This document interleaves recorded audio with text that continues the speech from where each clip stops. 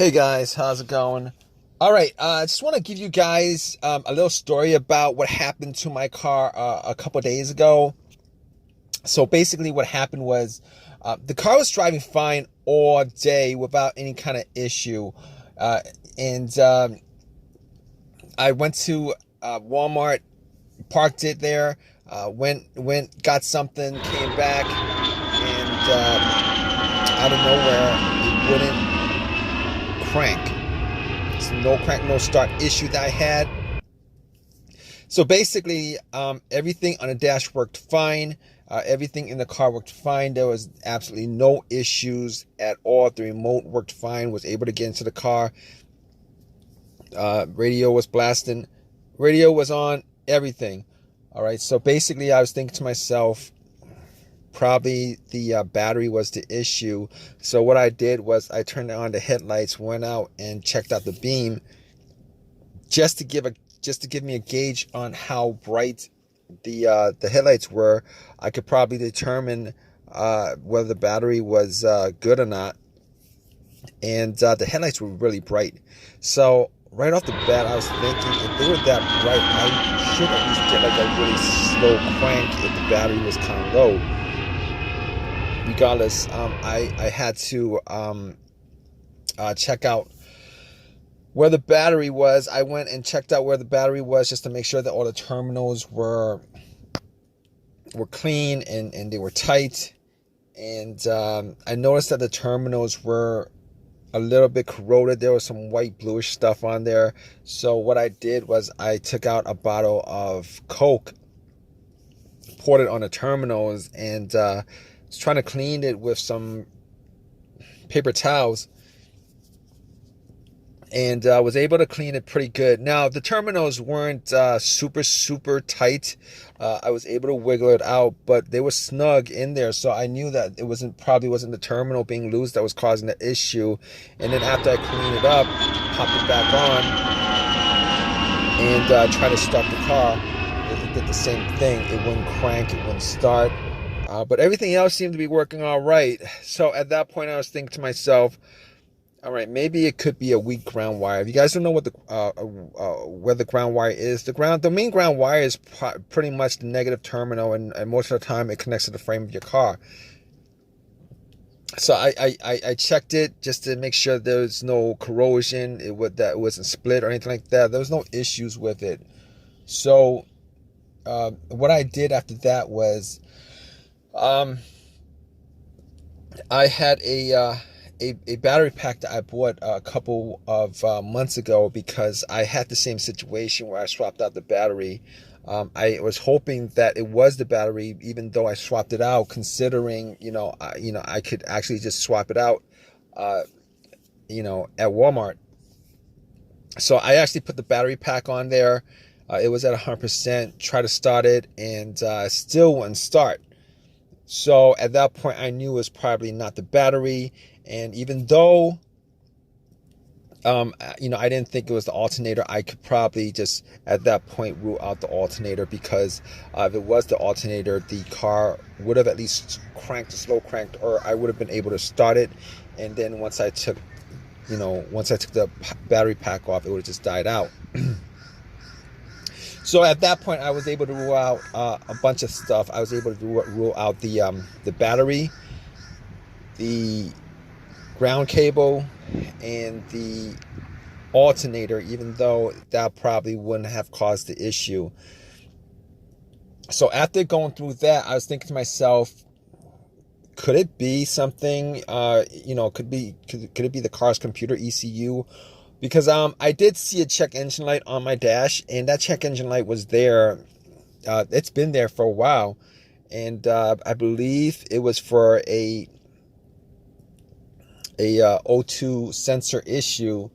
Now, I did have an OBD2 that I bought from Walmart, and it was a $19 OBD2, one of the cheap ones, and I pretty much hooked it on to my OBD port, and try to make sure that I was actually getting a connection between the car's computer and the car itself. It did scan all the way through. Now I'm pretty sure that that the OBD2 wouldn't actually pick up anything that would cause a no crank, no start situation for the most part, except if if if the car's ECU, the car's computer was, for some reason separated from the car. For what reason couldn't communicate with the car. But anyway, regardless, I actually plugged it in. It scanned all the way through. Only code that popped up was the aux02 sensor code, and at that point, I was pretty sure that it wasn't anything to do with the car's computer, any codes that would cause it, and I actually had to move on to I had to move on to some other troubleshooting outside of that, because that wasn't causing the issue. So basically, I got to a couple of things, which were the fuses and the relays, which were were highly capable of causing a situation like this. And got to the fuses, checked out all the fuses, just to make sure that none of them were blown. And I was actually looking at them. Now, I didn't have a fuse tester on me. I didn't think it was the fuses. Now, the two situations that I've had where fuse would cause a situation like that, one of those situations was a Honda that I had where the main fuse blew, and I was getting no power throughout the whole entire car. The main fuse was the fuse that connected the battery to the fuse box itself. And that was the previous situation that I have, and I'm pretty sure that wasn't the same situation that I had, so I could rule that out, because I was getting power to everything except it wouldn't start. Now, the other situation I had pertaining to a fuse that caused a no start situation was actually a crank no start situation, and I think one of the fuses actually blew, and that fuse was connected to the ECU or the fuel pump. And I remember once I changed out that fuse, the car would crank, but it wouldn't stop. Once I changed out that fuse, it was able to start up. So I could rule out those two situations as being, related to a fuse issue that would cause this situation that I had. So, so basically, I could rule those things, the fuses out, and the fuses were pretty clean. I didn't smell any kind of burnt smell, and didn't see any kind of brownish, anything brownish, and a brownish appearance on top. So at that point, I was able to kind of rule out the fuses, not at 100%, but I was able to rule out the fuses for the most part.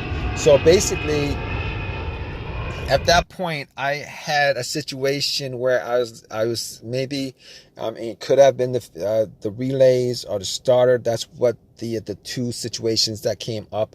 But I didn't think it was the starter, because I did switch out the starter about, I would say I switched out the starter about 1.5 years ago, and that was, it seemed like it was a starter issue, but I didn't really want it to be a starter issue, considering I only put maybe like 20,000 miles on my car, and I think they should last a lot longer than that. But anyway, before I even went there, I looked at the relays, just to see whether they had issues or not. Now, I couldn't make out whether the relays had issues, but I did get to the starter relay. I pulled it out.